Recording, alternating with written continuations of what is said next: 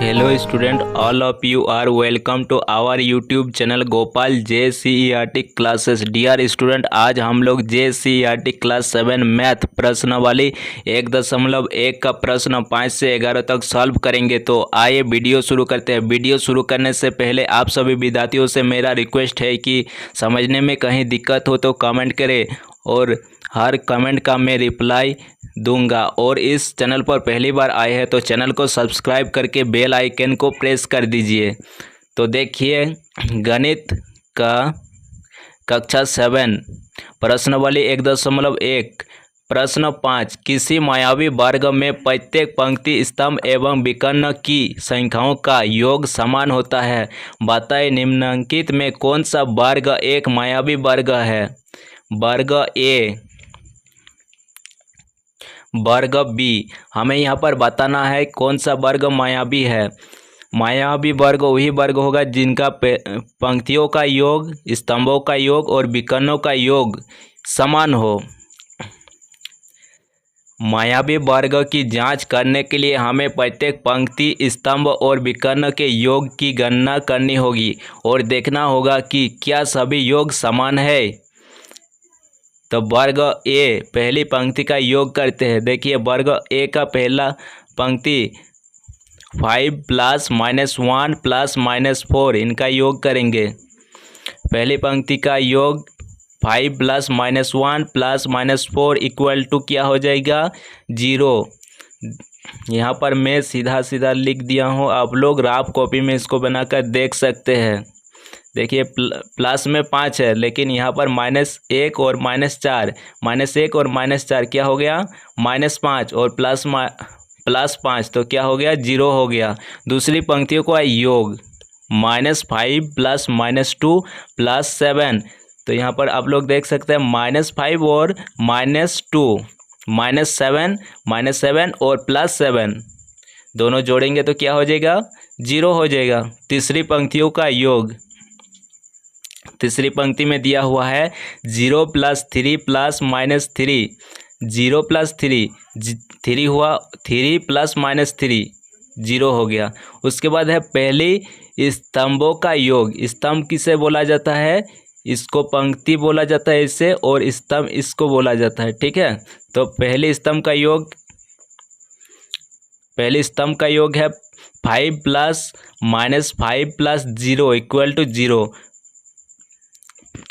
+5 और -5 दोनों को जोड़ेंगे तो क्या हो जाएगा, 0 हो जाएगा, और 0 को 0 से जोड़ने पर 0 ही होता है।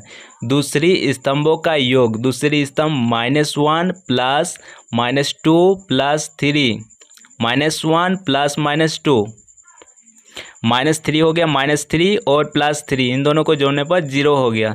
तीसरी स्तंभों का योग, तीसरी स्तंभ है -4 + 7 + -3, -4 + 7 यहाँ पर आ गया मेरा 3 यहाँ पर आ गया प्लस में, और यहाँ पर -3 है तो इन दोनों को जोड़ने पर 0 हो गया।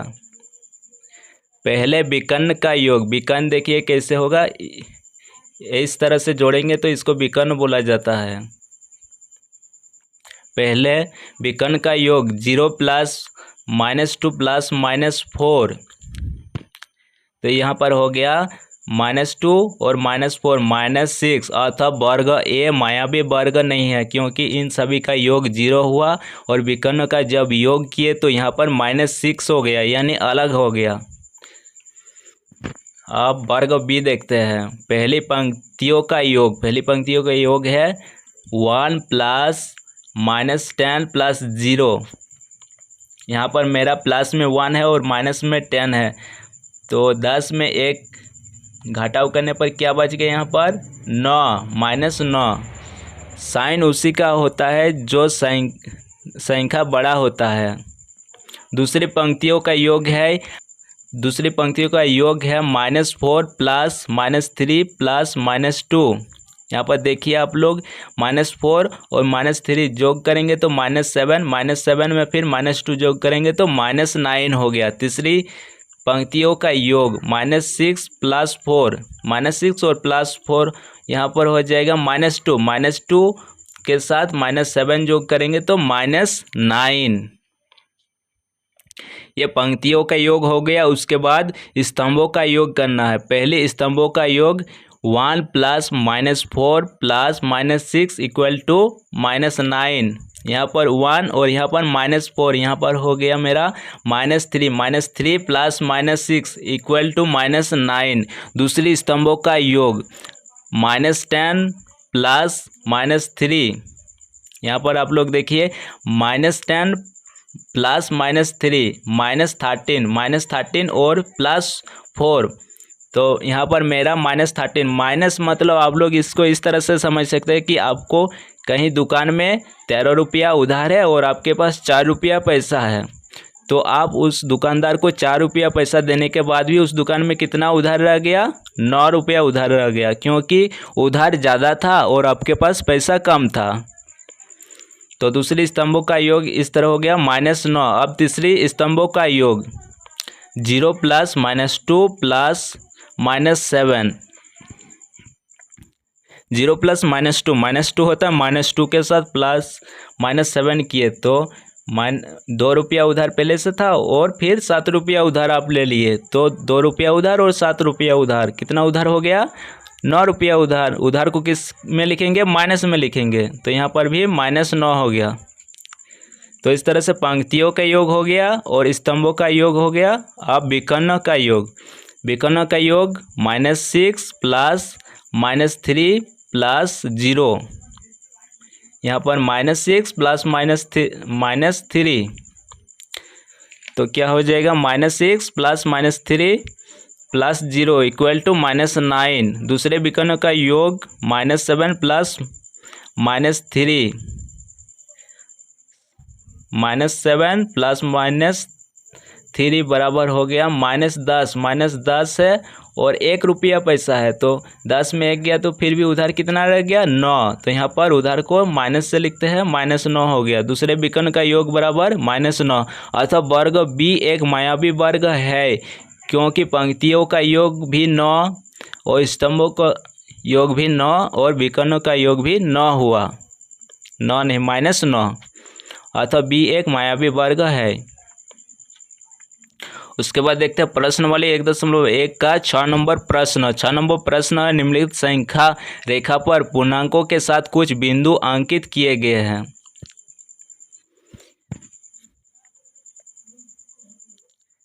ये 0 है, 0 से इस साइड को हम लोग धनात्मक बोलते हैं, मतलब दायां साइड को धनात्मक बोलते हैं और बायां साइड को ऋणात्मक बोलते हैं। उपयुक्त संख्या रेखा पर पूर्णांकों के अलावे कुछ बिंदुओं को अंकित किया गया है। प्रत्येक बिंदु के लिए उचित संख्या पूर्णांक लिखिए।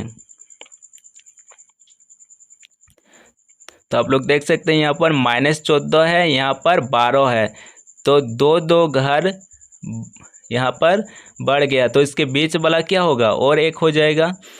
यहाँ पर -14 है तो यहाँ पर -13 हो गया, यहाँ पर -12 है तो यहाँ पर -11 होगा, यहाँ पर -8 है तो यहाँ पर -7 होगा, यहाँ पर -6 होगा, -6 इस बिंदु, ये वाला बिंदु -5 हो जाएगा, ये वाला -4 है तो ये वाला बिंदु -6 हो जाएगा।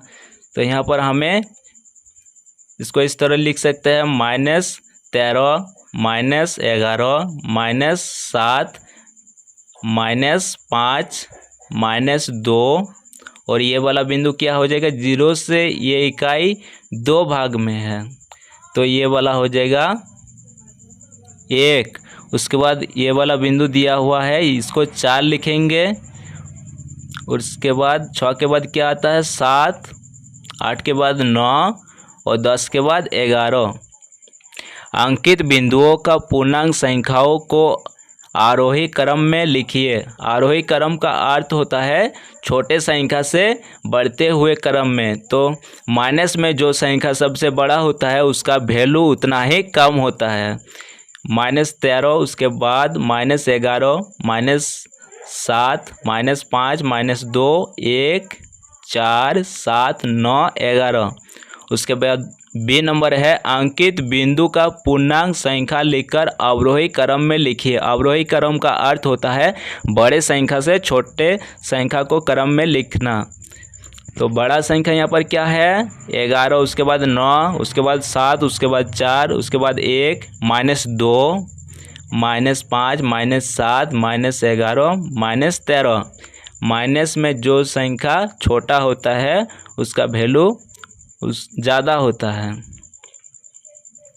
उसके बाद आगे बढ़ते हैं 7 नंबर प्रश्नों की ओर। 7 नंबर प्रश्न है पूर्णांकों 8, -5, 3, 0, -7, -4 को आरोही में क्रमबद्ध कीजिए। अपने उत्तर की जांच करने के लिए इन्हें एक संख्या रेखा पर अंकित कीजिए। आरोही क्रम का अर्थ होता है छोटे संख्या से बड़े संख्या में लिखना। माइनस में जो संख्या सबसे बड़ा होता है उसका वैल्यू उतना कम होता है, यानी वो संख्या छोटा होता है। तो -7 सबसे छोटा है, उसके बाद -5, उसके बाद -4, उसके बाद 0, उसके बाद 3, उसके बाद 8। इसको संख्या रेखा पर इस तरह लिख सकते हैं, बीच में 0 लगाएंगे और दायां साइड धनात्मक होता है हमेशा और बायां साइड ऋणात्मक होता है। तो हमें यहाँ पर दिखाना है 0 ये हो गया। उसके बाद 3 दिखाना है, तो यहाँ से यहाँ तक मान लीजिए 2 है, तो ये बीच वाला 3, ये 4 हुआ, ये 6, ये 8। और यहाँ पर दिखाना है यहाँ से यहाँ तक 2 है, ये वाला -4, इसके बीच वाला -5, ये 6 हो गया और इसके बीच वाला -7।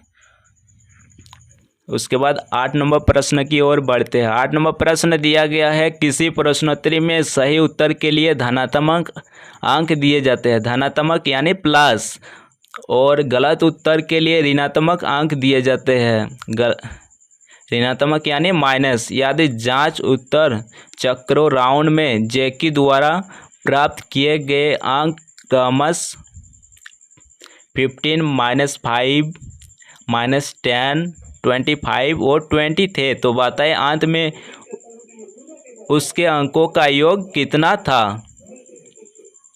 हल: जैक द्वारा प्राप्त अंकों का योग, जैक द्वारा प्राप्त अंकों का योग।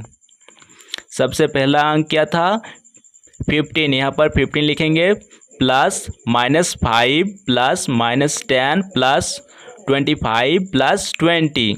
अब इनको जोड़ना है, 15 plus -5, 15 plus -5 plus -10 plus 25 plus 20। तो आप लोग यहाँ पर देख सकते हैं 15 प्लस -5 प्लस -10 -15 हो गया, 25 प्लस 20 45 हो गया, 15 प्लस -15 प्लस 45, 15 प्लस -15 0 हो गया, 0 प्लस 45 इक्वल टू 45, अर्थात जैक द्वारा प्राप्त अंक 45 है। 9 नंबर प्रश्न है रविवार को श्रीनगर का तापमान -5 डिग्री सेल्सियस था, सोमवार को तापमान कम होकर 30 डिग्री सेल्सियस कम हो गया। सोमवार को श्रीनगर का तापमान कितना था, मंगलवार को तापमान 2 डिग्री सेल्सियस बढ़ गया, मंगलवार का श्रीनगर का तापमान कितना था। तो 9 नंबर का हल इस तरह करेंगे, रविवार को श्रीनगर का तापमान -5 डिग्री सेल्सियस, सोमवार को तापमान कम हो गया यानी माइनस हो गया। रविवार को श्रीनगर का तापमान -5 डिग्री सेल्सियस और सोमवार को फिर 3 डिग्री घट गया यानी -3 डिग्री सेल्सियस। सोमवार को श्रीनगर का तापमान कितना हो गया -8 डिग्री सेल्सियस। मंगलवार को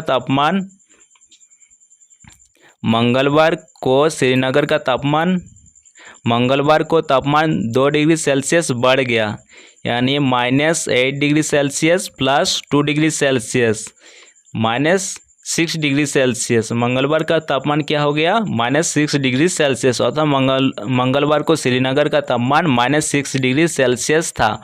उसके बाद आगे बढ़ते हैं 10 नंबर प्रश्न की ओर। 10 नंबर प्रश्न दिया गया है, मनोज अपने बैंक खाते में 5,000 रुपया जमा करता है और अगले दिन इसमें से 2,674 रुपया निकाल लेता है। यदि खाते में से निकाली गई राशि को ऋणात्मक संख्या से निरूपित किया जाता है तो खाते में जमा की गई राशि को आप कैसे निरूपित करेंगे? निकासी के बाद मनोज के खाते में शेष राशि ज्ञात कीजिए। हल: जमा की गई राशि 5,000 रुपया, इसे धनात्मक संख्या प्लस 5,000 से निरूपित किया जाएगा। निकाली गई राशि 2,674 रुपया, इसे ऋणात्मक संख्या -2,674 से निरूपित किया जाएगा। शेष राशि बराबर जमा राशि माइनस निकासी राशि। जमा राशि कितना था? 5,000 रुपया माइनस निकासी कितना किया? 2,674 इक्वल टू शेष राशि क्या बचा? 2,326 रुपया। निकासी के बाद मनोज के खाते में शेष राशि बराबर 2,326 रुपया है। उसके बाद अगले प्रश्न की ओर चलते हैं। अगले प्रश्न 11 नंबर का प्रश्न है, सीमा बिंदु ए से पूर्व की ओर बिंदु बी तक 20 किलोमीटर की दूरी तय करती है। उसी सड़क के अनुदिश बिंदु बी से वह 35 किलोमीटर की दूरी पश्चिम की ओर तय करती है। यदि पूर्व की ओर तय की गई दूरी को धनात्मक पूर्णांक से निरूपित किया जाता है तो पश्चिम की ओर तय की गई दूरी को आप कैसे निरूपित करेंगे? बिंदु ए से उसकी अंतिम स्थिति को किस पूर्णांक से निरूपित करेंगे? तो आप लोग देखिए, ये बीच वाला ए हुआ, ए से पूर्व की ओर को धनात्मक में और पश्चिम को ऋणात्मक से निरूपित किया जाता है। तो ए से पूर्व की ओर 20 किलोमीटर चलता है और फिर 20 से पश्चिम की ओर 35 किलोमीटर वापस आता है। पश्चिम की ओर तय की गई दूरी को हम ऋणात्मक संख्या से निरूपित करेंगे। पश्चिम की ओर तय की गई दूरी को हम ऋणात्मक संख्या से निरूपित करेंगे। बिंदु ए से उसकी अंतिम स्थिति, बिंदु ए से उसकी अंतिम स्थिति, बिंदु ए से उसकी अंतिम स्थिति क्या होगा? तो सबसे पहले देखिए 20 किलोमीटर, ये वाला प्लस है, +20 -35 तो -15 किलोमीटर। ए से सी तक हो गया -15 किलोमीटर आंसर। तो आज का वीडियो यहीं पर समाप्त हुआ। आप सभी विद्यार्थियों को समझने में कहीं दिक्कत हो तो कमेंट करिएगा, मैं हर कमेंट का रिप्लाई दूंगा। और इस चैनल पर पहली बार आए हैं तो चैनल को सब्सक्राइब कर दीजिएगा और अपने दोस्तों के साथ शेयर कीजिएगा। इस चैनल पर पढ़ाई से संबंधित वीडियो आते रहेंगे। धन्यवाद।